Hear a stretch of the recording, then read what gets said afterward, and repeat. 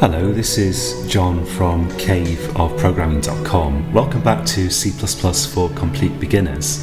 And in this tutorial, we're going to talk about what you need to install on your computer to get started with C++ development. Unfortunately, I can't give you exact instructions because exactly what you have to install depends on your platform, your operating system, your type of computer. And it depends on your personal preferences for that matter, what you prefer to use to develop C++. But I'm going to give you some pointers, so I'm going to explain what I recommend you to install and where to find it. And here, by the way, you can see a little C++ program in Eclipse, which is going to look completely puzzling to you at the moment, probably. But we're going to look at that in the next tutorial. So, as I explained in the last video, we need an IDE and a compiler. So the first thing to do is to install your compiler. Now, if you're on Windows, you can use Visual C++ Express, which I believe is free, or Visual C++, the paid version, to follow this tutorial. But there are going to be some differences between what I show you and what you need to type in or do in Visual Studio, but you probably can follow that tutorial with this. Also on Windows, if you want a really simple solution to get started with, you can use code blocks, and I believe that can automatically download a compiler for you. So Visual C++ comes with its own compiler, and I think that code blocks can also download a compiler for you. These are actually integrated development environments. So those are two possibilities, and there are others, but what I recommend you to do is firstly install a compiler. And now if you're on let's say Mac or another Linux type operating system like Linux or Unix, then you need to search for the GNU C++ compiler and search for this for your system. So I'm using a Mac, so I'd search for GNU C++ compiler for Mac and install that on your system. And you may already have it, so I'm not sure what the best link is here, but you'll find it if you look around. Mac OS X install GCC compiler. Yeah, the GNU compiler for C++ is also known as GCC, and it's also known as G++. So you need to install G++ or GCC on your machine. And if you're using like a Linux type operating system, then you'll look for G++ or GCC or whatever.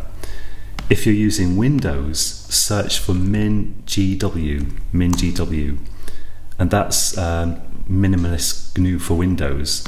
So that's a GCC compiler for Windows. So if you're using Windows, I'd recommend that you install min.gw.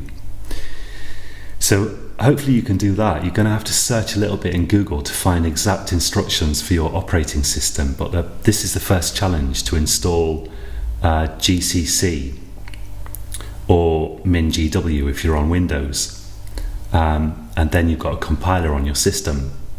The second thing that you need to do is you need to install an IDE, and again, Visual C++ is an IDE which comes with a compiler. Code blocks is an IDE which comes with a compiler, but I'd recommend that you use Eclipse. So if you search for Eclipse C++, let's say, then you can find the Eclipse CDT, and that is a version of Eclipse for C++. Eclipse is a kind of generic development environment, and the specific version of Eclipse for C++ is called Eclipse CDT. So this is the second thing you need to install. So just download and install that.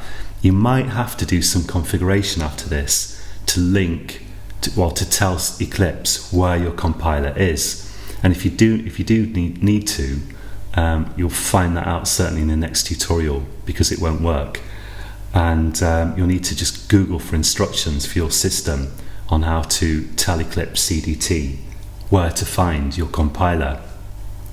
So this is going to be a little bit challenging. You're going to have to probably do a little bit of Googling, perhaps some configuration depending on your system. You might have to, but it's worth persisting with. And believe me, I've always thought anyway that getting your first C++ program running, the first minimal Hello World C++ program, installing everything and getting the code in there and getting to that point is the most difficult thing about C++. So give this some time and be patient. Try to install a compiler, GNU or MinGW if it's Windows, and then install an IDE, and I recommend CDT, which will work on Windows or pretty much any system. If you've already got Eclipse installed, what you can do is you can go to the marketplace. If you go to Help Eclipse Marketplace, whoops, that's the wrong one, let's cancel that. Help Eclipse Marketplace, and just search for CDT in here. You should be able to install it here. Just type CDT in that box and just search for it, CDT. I've already got it installed, so I don't know if this will actually find anything, but you can install it into an existing Eclipse like that.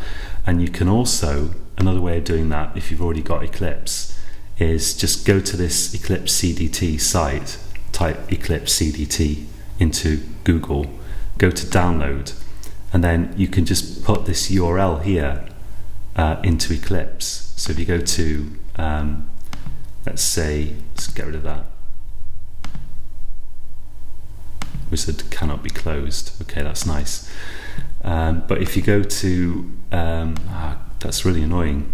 If you go to the Eclipse, I think it's the Help or Windows menu, there's a option in that menu for installing software updates, and you can just put this URL into a box. If you select that menu option, and you can install CDT there. That's an alternative to using the marketplace, but it's easier to use the marketplace, and easier still just to download the CDT as a kind of standalone package here.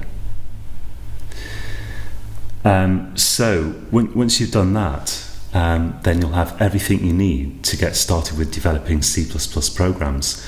And in the next tutorial, we're going to look at creating a really simple Hello World C++ program. So if you install everything and you think it's working, move on to the next video, and that's where you'll find out if it really is working or not. So until next time, happy coding.